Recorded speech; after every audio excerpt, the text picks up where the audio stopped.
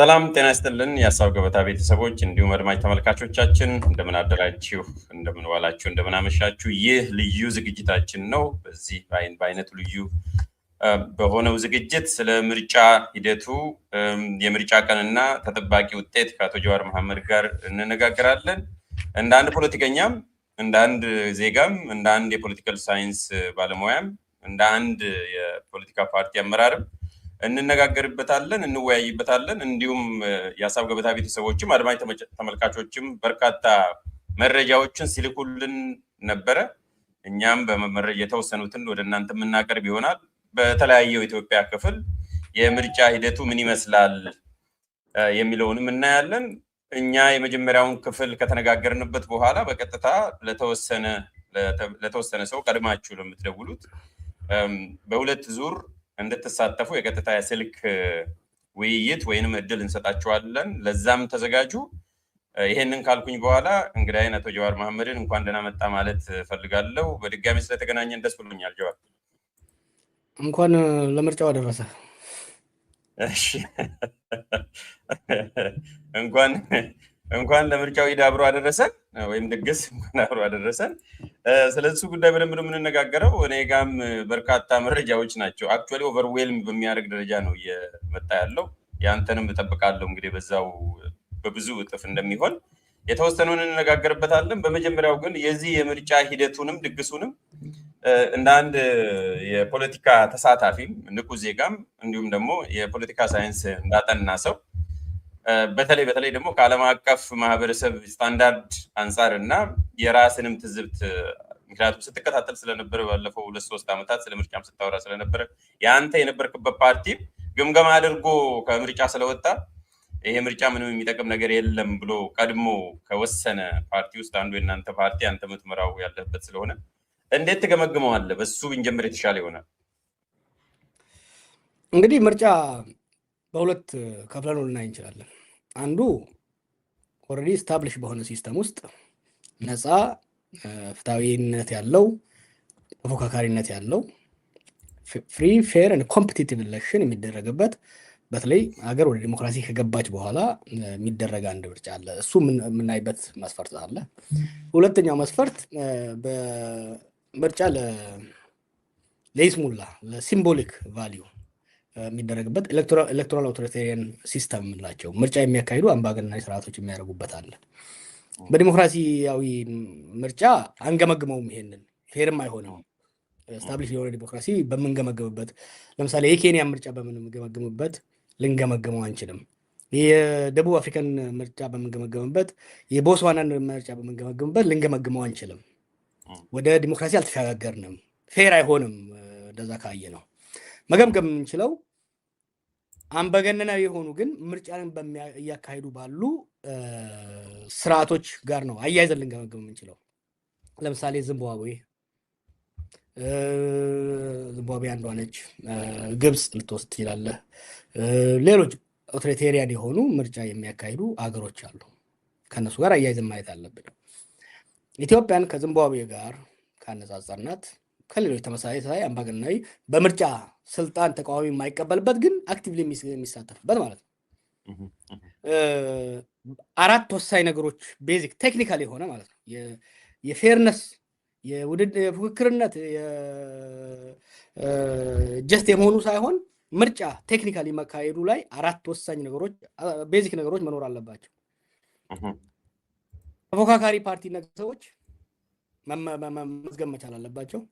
መራጭ ማህበረሰብ ወይም መራጩ ዜጎች መመዝገብ መቻል አለባቸው። ሶስተኛ አስመራጩ ምርጫ ቦርድ እስከታች ድረስ ተመራጭም ተፎካካሪው አስመራጭም ቀጥሎ ደግሞ ኦብዘርቨር ምንላቸው አራቱም ከላይ እስከታች ከታች እስከ ላይ እስከ ፖሊንግ ስቴሽን እስከ ምርጫ ጣቢያ ድረስ መገኘት መቻል አለባቸው ማለት ነው። መራጩ መመዝገብ መቻል አለበት። ተመራጩ ወይ ተፎካካሪው መመዝገብና ካምፔን ማድረግ መቻል አለበት። ምርጫ የሚያካሂደውም በሰላም ሄዶ ማድረግ መቻል አለበት። እነዚህ አራት ነገሮች ከተሟሉ ቴክኒካል ነው። ቴክኒካል አትሊስት የቴክኒካል ሪኳየርመንት የምርጫ ቴክኒካል ሪኳየርመንት ተሟላ ማለት እንችላለን። voter, candidate, the election commission and the observers አራቱ ችለዋል ወይ በሚለው የቴክኒካል ሜጀርመንቱ እሱ ነው የምርጫ ኢትዮጵያ ውስጥ አሁን ባለው በዚህኛው ምርጫ መራጩ ከሀገሪቷ 70% በማይበልጥ ቦታ ላይ ነው መመዝገብ የቻለው 30% በማይበልጥ ቦታ ላይ ነው ትግራይ ምንም የለም አማራና ኦሮሚያ አማራ ላይ በጣም ከገፋ 10% ኦሮሚያ ላይ 30% ቢሆን ነው ስለዚህ በሀገሪቷ በአጠቃላይ ሶስቱን ክልሎች ደምረህ ከሌሎች ጋር ተደምር ከ30% የማይበልጥ ነው በአጠቃላይ የተመዘገበው therefore ቴክኒካል አንዱ የመራጭ ምዝገባን መስፈርት አያሟላ ተፎካካሪ ፓርቲዎች በጣም ጥቂት ናቸው የተሳተፉትም በጣም በውስን ቦታ ላይ ነው እጩ ያቀረቡት ካቀረቡ በኋላም ሄደው ህዝብን የማነጋገር እድል ያገኙት በአዲስ አበባ በሸገርና በተወሰኑ ከተሞች ብቻ ነው ግን መንግስት 42 ፓርቲዎች ነው የተሳተፉት ይላል ጥቂቶች ሳይሆን 42 ፓርቲ ተሳትፈዋል ይላል እሺ 42ቱን እንውሰዱ አንከራከር በዛ 42ቱ በምን ያህሉ ቦታ ነው የተሳተፉት ምን አይነት ፓርቲዎች ናቸው ከተመዘገቡ በኋላ ደግሞ ከተመዘገቡና እጩ ካቀረቡ በኋላ ስንቱ ናቸው በዛ በተመዘገቡበት ኮንስቲትዩንሲ በአካል ደርሰው ህዝብን ማነጋገር ህዝብን ማደራጀት ህዝብን መቀስቀስ አየ ፓርቲ ሲገባ ወደ ዝም ብሎ እጩ ብቻ አይቀርብም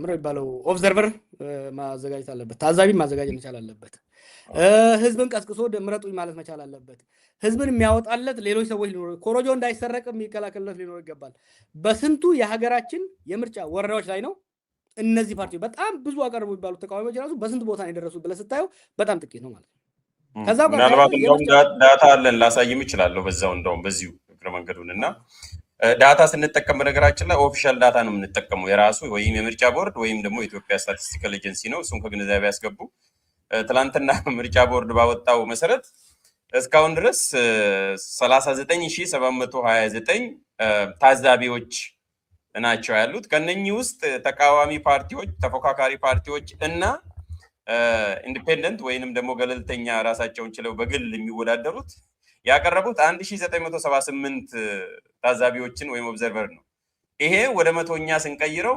4.98 ነው ሶ ቤዚካሊ 95.2% ላይ የምርጫ ታዛቢዎች በሌሉበት ቦታ ነው ምርጫ የሚደረገው ማለት ነው እና ይሄን ያገኘነው ደግሞ ከኢትዮጵያ ምርጫ ቦርድ ነው ምናልባት አንድ ተሳታፊም የነገረንን ከድሬዳዋ ያላከልንን እዚሁ ልጨምርበት ይችላል ጀዋር በየመሃሉ ምን ይላል ከአንድም ያው ብዙ ነገር ነው ያለው ከምርጫ አስፈጻሚዎች ውስጥ ከአንድ ሰው በስተቀር ሁሉም የብልጽግና ፓርቲ ተወካዮች ነበሩ ከቀበሌ ሰዎች ጋር በመሆን በር ላይ ስንዴው ፊት ለፊት ምልክት የምታደርጉበት እያሉ ምንም ሳይሸማቀቁ ይናገሩ ነበር ወደ ከሰዓትማ ወደ 350 አይነት ሰዎችን ስናስመርጥ ነበር ራሳቸው ተቀብለው ይሞላሉ ወደ ምስጢር ቦታ መሄድ ሳይጠበቅባቸው ካርዱን ተቀብለው ያስገቡ ነበር አንድም ይሄኛው ነው ለዚህ አሁን ለምናወራው ሬሌቫንት አንድም የተቃዋሚ ፓርቲ ታዛቢ በዛ ምርጫ ክልል ውስጥ አልነበረም እንዲህ አይነት የተጨማለቀ ነገር በህይወቴ አይቼ አላውቅም ይላል ለጊዜው እዚህኛው ላይ ፎከስ እንድናደርግ ነው አንድም የተፎካካሪ ፓርቲዎች ታዛቢ አላቁ እንግዲህ ምርጫን ሲያስፈጽም የነበረ ሰው እንታከልን በነገራችን ላይ ቴክኒካል ነው አሁን እያልን ያለ ነው የምርጫው ፍትሃዊነት ተፎካካሪነት አይደለም የቴክኒካል ሪኳየርመንት የቴክኒካል መስፈርቱን አላለፈም ስልህ አንድ እጩ ወይም አንድ ፓርቲ እጩ አቅርቦ እጩ ብቻ አያቀርብም በጣም ወሳኝ ለምርጫ ያንን ምርጫ ፓርቲው ወክሎ ወይም ደግሞ እጩን ወክሎ የሚታዘብ ሰው ያስፈልጋል ምርጫው እንዳልሰማ መፈረምም አለበት እኮ የምርጫ ሰርቲፋይ ሲደረግ የእጩዎቹ ተወካዮች ይፈርማሉ እንዲሁም ደግሞ የምርጫ ቦርድ ሰዎች መፈረም አለባቸው ሰርቲፋይ ለመሆን ያምርጫ በዚህ ካየ ነው አሁን በተደረገው ምርጫ ውስጥ ተቃዋሚ ማቅረብ የቻለው 4.9 ምናምን ማለት 5% ራውንድ እናርገው ከሀገሪቷ ምርጫ ከተካሄደባቸው ወረዳዎች ውስጥ ተቃዋሚ ተሳተፈ ምንለው የተሳትፎ መስፈርት ተቃዋሚው የተሳትፎ መስፈርት አሟላ ምንለው በ5% ብቻ ነው አራቱ ቅድም ያልኩ እኮ ተሳትፎ ነው የእጩ ተሳትፎ አንድ የምርጫ ቦርድ እስከ ቀበሌ ወርዶ መመዝገብ መቻሉ፣ ሁለት መራጭ በነፃነት ከቀበሌ በሁሉም የምርጫ ጣቢያ መመዝገብ መቻል፣ ይሄም የተሳትፎ ነው። ሶስተኛ አራተኛ ምርጫ ቦርድ መመዝገብ ኢንዲፔንደንት ኦብዘርቨሮች የመገኛታቸው ማለት ነው። ሶ በአራቱም ደረጃ ስታየው አትሊስት ከአራት ውስጥ ክሪቲካል ዳታ አለን። አሁን ኦብዘርቨር ታዛቢ በ5% ብቻ ነው የተገኘው። ከዚህ ተነስተን 5% ብቻ ነው የምርጫ መስፈርት የምርጫን ቴክኒካል መስፈርት ሊያሟላ የቻለው በዛሬው ምርጫ 5% የሚሆነው ብቻ ነው። የሚገርም ነው። እንግዲህ እንዲህ ከሆነ ታዲያ በሌላ መልኩ በነቂስ ህዝቡ ወጥቶ ሲመርጥ ነው የዋለው። በነቂስ መውጣቱን ደግሞ የሚያመላክት በቁጥርም በአሃዝም አስቀምጠዋልና ከየት መጣ የሚል ነገር ስለሚነሳ እስቲ አንድ የመንግስት ባለስልጣን የተናገረውን እኒና የአንተን አስተያየት ደግሞ እፈልጋለሁ። ምክንያቱም የኢትዮጵያ ህዝብ ቁጥርም ይታወቃል፣ ከዛ ውስጥ ኤሊጂብል የሆነ ቮተር እነማን እንደሆኑም ይታወቃል። ለማንኛውም እስቲ መጀመሪያ እንስማው ምን ያህል ሰው ተመዝግቦ እንደነበረ። ሚሊዮን ህዝብ መመዝገብ ማለት ታሪካዊም ነው። ምዝገባው 54 ሚሊዮን ህዝብ መመዝገብ ማለት ታሪካዊም ነው። ምዝገባው በራሱ የኢትዮጵያ ህዝብ መሪዎቹን በድምጽ ካርድ ለመምረጥ ያለውን ጉጉትና ፍላጎት የሚያሳይ ነው። እሺ እንዴት አየው? ይሄንን 54.5 ሚሊዮን ነው ምርጫ ቦርድ ትላንትና ያለው። ስለዚህ ኦፊሻሊ የሆነውን ብቻ ነው የምንጠቀመው እኛን መጠቀምም ስለማያስፈልግ 54.5 ሚሊዮን መራጭ ከየት ነው የተገኘው? እንዴትስ ነው የተገኘው? እንዴትም ወሳኝ ስለሆነ እንዴት ነው የተመዘገበው? ከየትስ ነው የተገኘው? አይ ቲንክ እነሱ ያወጡት አለ። ለምሳሌ እንግዲህ የምርጫ ፕላን ሲደረግ የአንድ ሀገር ምርጫ ፕላን ሲደረግ የትኛውን ቁጥር ነው የምንጠቀመው? የትኛውን አሃዝ ነው የምንጠቀመው? የአንድ ሀገር የስታቲስቲክስ ኤጀንሲ ብዙ ስራዎችን ይሰራል። ከዛ ውስጥ ዋናው የህዝብ ቆጠራ ነው። ህዝብ ሲቆጥር በእያንዳንዱ ቀበሌ በእያንዳንዱ ወረዳ ስንት ወንድ ስንት ሴት ስንት ህፃን እድሜ ክልሉ የተለያየ ዲሞግራፊክን ይሰራል። ኮርስ ኢትዮጵያ ውስጥ ኦልሞስት 20 ዓመት ሊሆን ነው የህዝብ እና ቤት ቆጠራ አልተደረገም። የኢትዮጵያ ስታቲስቲክስ ኤጀንሲ ሲጠቀም የነበረው የፕሮጀክሽን በ2007 እንደ አውሮፓውያን አቆጣጠር የተደረገውን የህዝብና ቤት ቆጠራ እንደ ቤዝ በመጠቀም ከዛ ህዝቡ በየአመቱ ይሄን ያህል ቢያድግ ስንት ደረሰ ብሎ ነው እየሄደ ያለው። ባለፈው ጁላይ ስንት ደረሰን ያለው የኢትዮጵያ ስታቲስቲክስ ኤጀንሲ ወደ 112 ሚሊዮን ደርሷል ነው የሚለው። ከዛ ወዲህ የበርዝ ሬትን ብንጠቀም ምናልባት 115 ሚሊዮን ደረሰ የሚለው ያን ኦፊሻል። እንግዲህ ኢትዮጵያ ምርጫ ቦርድ ሌላ ቁጥር ሊጠቀም አይችልም። ከኤሊጂብል ቮተር ለመመዝገብ እድሜ ያደረገው ህዝብ 54 ሚሊዮን ተመርጧል ተሳትፏል ካልን ከ18 ዓመት በላይ ያላቸውን ኢትዮጵያኖች ከዚህ ከ115 ሚሊዮኑ ለመምረጥ እድሜ ከ18 ዓመት በላይ የሆኑትን ፐርሰንቴጅ ወስደን ስናየው እነሱ መዘገብን የሚለው 54 ሚሊዮን ወደ 102% ነው የሚለው። ምክንያቱም ትግራይን መቀነስ አለብን።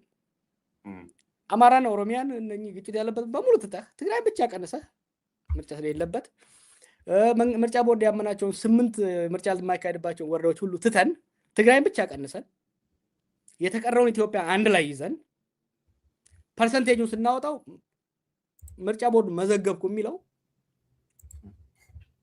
102% ነው። ሊኖር ከሚችለው በኢትዮጵያ ውስጥ ለመምረጥ እድሜው ከሚፈቅደው ህዝብ በላይ በ2% አልፎ ነው ማለት ነው። በምንም መልኩ በአፍሪካ እንግዲህ ያው ቺት የሚደረግበት ሀገር ነው አይደለም። የቮተር ሬጅስትሬሽን ከ60% አልፎ አያውቅም በሌላ ሀገር ተውና ማለት ነው። ሶ ከዚህ ነገር ስናየው ይሄ የውሸት መሆኑን መረዳት እንችላለን። ይሄ እንግዲህ እነሱ ቁጥር እንዴት ነው በየቦታው ደግሞ ከታዘብ ነው ደግሞ እንሂድ ምንድነው ሲደረግ የነበረው በተለይ አማራና ኦሮሚያ ላይ በሚገርም ሁኔታ ሶማሌ ክልልም እንደዚሁ ነው እያየን ያለ ነው። አብዛኞቹ የኦሮሚያና የአማራ ክልሎች ወረዳዎችና ዞኖች የምርጫ ቦርድ ተወካዮች ሄደው ሰው መመዝገብ አልቻሉም። በቅጅት አንጻር ምዕራብ ሸዋ ላይ ከዋና አውራ ጎዳና ውጪ ሄደው መመዝገብ ጨርሻ አልቻሉ። በአማራ ክልልም እንደዛው፣ በወለጋ እንደዛው፣ ምስራቅ አርሲ፣ ጉጂ አልቻሉም ነበረ። ስላልቻሉ ምንድን ያደረጉት በወረዳ ከተሞች ላይ ቁጭ ይላሉ የምርጫ ቦርድ ሰዎች፣ ካድሬዎች የእድር መዝገብን ልኬልሃለሁ ካሳየኸው በእጅ ተጽፎ ይመጣል። ካድሬዎቹ በእጅ ጽሁፍ የሰዎችን ስም ቤዚክ ምርጫ ቦርድ የሚጠይቃቸው የሰዎች ዝም፣ ጾታ፣ እድሜ፣ ስልክ ምናምን አስገብተው ይዘው ይመጣሉ። በዚህ መልኩ በየቦታው እንደዚህ ነው ሲያደርጉ የነበሩት። ከዚህ ላይ የምርጫ ቦርድ ልጆች ደግሞ በካርድ ይመዘግቡታል። ካርዱን ለካድሬዎቹ ይሰጣሉ። ይሄንን ደግሞ ሲስተም ውስጥ ይመዘግቡታል ማለት ነው። ችግሩ የተፈጸመው ምንድን ነው? በዚህ መልኩ ኮታን ያስቀምጡታል። ኦሮሚያ ላይ ለምሳሌ በእያንዳንዱ ምርጫ ጣቢያ 1500 ሰው መመዝገብ አለበት ነው። አሁን አክቲቭ ኮንፍሊክት ያለበት ወደ ወረጃ አርሶ ሰላሌ ከሄድክ አንድ ቀበሌ አለኝ። እዛ ምርጫ ቦርድ የሚያዛ አካባቢ ሲያሰሩ የነበሩት አንድ ቀበሌ ሰው በጦርነት ተፈናቅሎ ጠፍቶ ሚሊሻ ምኑ አንድ ላይ ተደማምሮ 140 ሰው ምናምን ያለው 140 ሰው ብቻ ነው ማግኘት የቻሉት። አስገድደው ምን አድርገው እና እሺ ሄደን የእድር የመዳበሪያ የወሰዱ ሰዎች፣ ግብር የከፈሉ ሰዎች ከግምጃ ቤት ከየፋይል ቤቱ አምጥተው በዚህ መልኩ ነው እየመዘገቡ ያደረጉት። ችግሩ የሌሉ ሰዎችን ስትመዘግብ ደግሞ ግምቱ ከአቅም በላይ ነው የሄደው እና ሬሾውን ብታወጣው ሊመዘገብ የሚችለው በጣም ከዛ ትንሽ ነው። ግን በጣም ሃይ ቮተር ተርናውት አለ ወይም ደግሞ ሃይ ሬጂስትሬሽን ነምበር አለ። ነገም ደግሞ አሁን ይገርማል የተመዘገበው ሰው ከ90% በላይ ምናምን አጋነው ሊነግሩ ይችላሉ። ስለዚህ የተመዘገበው ሰው በጣም ትንሽ ነው። አብዛኛውን ሰው በየቤታቸው ቪዲዮዎች እኮ አሉ። በቪዲዮዎች ፎቶዎች ሲመዘገቡ የነበሩ ማአት አሉና በዛ መልኩ ነው ይሄ ቁጥር ሊመጣ የቻለው ሞገስ። እሺ አንድ ሁለት ነገር ግልጽ ለማድረግ ከየት ነው ቁጥሩን ያገኛችሁት ይላሉ። በ130 አንደኛ በኢትዮጵያ ስታቲስቲካል ኤጀንሲ 2024 እና 2025 በፈረንጆቹ ራሱ ባስቀመጠው ነው ፕሮጀክሽን ፖፑሌሽን ፕሮጀክሽን አስቀምጧል። ቅድም ጀዋር የተጠቀምከው እንዳውም ሌተስት የ2025 ነው። 2024 ላይም ቅድም ስክሪን ላይ ሳሳይ የነበረው ኢትዮጵያን ስታቲስቲካል ኤጀንሲ 109.8 ሚሊዮን ይሆናል ብሎ 2024 ላይ ያደረገው 2025 ላይ ደግሞ 111 ሚሊዮን ነጥብ 7 ነው ያለው። እንደውም አንተ ራውንድ አፕ አድርገህ ነው 112 ያደረገው። በ130ም ሰርቻለሁ እኔ በ130 ሚሊዮንም ችግር የለውም። በ130 ሚሊዮንም ከግማሽ በላይ ማለት ከ18 ዓመት በታች የሆነው የኢትዮጵያ አፍሪካን ዴቨሎፕመንት ባንክ እና ወርልድ ባንክ ባወጡት በኢትዮጵያ 50% ህዝብ ከ18 በታች ነው። ያ ማለት 65 ሚሊዮን ትወስዳለህ፣ 65 ሚሊዮን ይቀራል። የትግራይና ምርጫ የማይካሄድበት የተባለውን 10% ስትወስድ ከላው ላይ አሁን የሚቀራን 55 ሚሊዮን ነው። 54.5ን በመቶ አባዝተ ለ55 ሚሊዮን ስታካፍል ጀዋር 99.54 ነው የሚመጣው። በዚህኛውም ብንሰራ በ130 ቢሰላ የቮተር ተርናውት 99.54 ነው የሚሆነው ማለት ነው። እና በእኛ ባለው ነገር ላይ የሰራ ነው። በየትኛው መንገድ ቢኬድ ይሄ መሆኑን ቮተር ሬጂስትሬሽን ሚስኮት እንዳደርጉ ቮተር ሬጂስትሬሽን ተመዝጋቢ ማለት ነው። እና ቮተር ሬጂስትሬሽን በዛ መልኩ ነው የሚሰራው። እና በ130ም በ112 ሚሊዮንም በ110 ሚሊዮንም ብናስቀምጠው ይሄ ነው የሚሆነው። ወደሚቀጥለው እንድንሄድ እንዲመች ጀዋር ይሄ የምዝገባ ጉዳይ ከዚህ በፊትም በተደጋጋሚ ሲነገርን የነበረው ሲወራን የነበረው ይሄ ሁሉ ሲገለበጥ ወደ ሌላ ጥያቄ ሳንሄድ ግልጽ እንዲሆን ስለፈለኩ ምርጫ ቦርድ የት ነው ያለው? ምርጫ ቦርድ የራሱ ስትራክቸር የለውም እንዴ? ምርጫ ቦርድ ስትራክቸር አለው። በፌዴራል የቦርድ ሰዎች አሉ፣ የሴክሬታሪያቶች አሉ፣ በዞን አለ፣ በወረዳ አለ፣ በምርጫ ጣቢያ ደረጃ አለ። ችግሩ ጋር የተሞላው ከሁለት ነገር ነው። ችግር የተሞላው አንዱ በጸጥታ ምክንያት አብዛኛው ቦታ ላይ መድረስም አልቻሉም። ቢሮ መክፈት ሰውን መመዝገብ አልቻሉም። ፊዚካሊ ምዕራብ ሸዋ፣ ደቡብ ምዕራብ ሸዋ፣ ምስራቅ ሸዋ፣ አዳማ ልንገር አዳማ ሁለት አለው። አዳማ ከተማና አዳማ ወረዳ የሚባል አዳማ ከተማ ውጪ አዳማ ወረዳ ላይ መመዝገብ አልቻሉም። ምስራቅ አርሲም አልቻሉም። ምዕራብ ሐረርጌም ወደ ላይ ያለውን አልመዘገቡትም። ወለጋ ነርሳው፣ ጉጂ አልቻሉም። ጎጃም፣ ጎንደር አብዛኛው